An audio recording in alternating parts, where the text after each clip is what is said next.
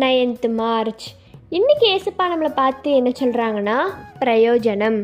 நாட்கள் பொல்லாதவைகள் ஆனதால் காலத்தை பிரயோஜனப்படுத்தி கொள்ளுங்கள்னு எபேசியர் 5:16 சொல்லப்பட்டிருக்கு. இப்போ வர நாட்கள் ரொம்ப பொல்லாதவர்களாக போயிட்டுருக்கு. நிறைய அக்கிரமம், நிறைய கொலை, நிறைய கொள்ளை நோய்கள், இந்த மாதிரி நிறைய வந்துகிட்ருக்கு. நம்ம காலத்தை, அதாவது நம்ம இப்போ வாழ்ந்துட்டுருக்க காலத்தை நம்ம பிரயோஜனப்படுத்தி கொள்ளணும். இப்போ நிறைய டெக்னாலஜி வந்துட்டு நம்ம நிறைய இன்னும் கற்றுக்கொள்ள வேண்டியிருக்கு. ஏசப்பாவோட வருகை எப்போ வரும்னே தெரியாது, அது ரொம்ப சமீபமாக இருக்குது. நம்ம இதுக்கடுத்து ஒரு நித்தியமான வாழ்க்கை வாழணும்னா இந்த வாழ்க்கையை நம்ம சாக்ரிஃபைஸ் பண்ணணும். அதனால் உங்கள் காலத்தை நீங்கள் பிரயோஜனப்படுத்தி கொள்ளுங்கள். ஏசப்பாக்குள்ளே வாழ ட்ரை பண்ணுங்கள். ஏன்னா ஏசப்பா வருகை ரொம்ப சமீபமாக இருக்குது. இன்றைக்கி நம்ம ஏசப்பாட்ட என்ன கேட்கணுன்னா, ஏசப்பா நாட்கள் ரொம்ப பொல்லாதவராக ஆகிட்டு, ஏசப்பா காலத்தை பிரயோஜனப்படுத்த எங்களுக்கு உதவி செய்யுங்கன்னு கேளுங்க.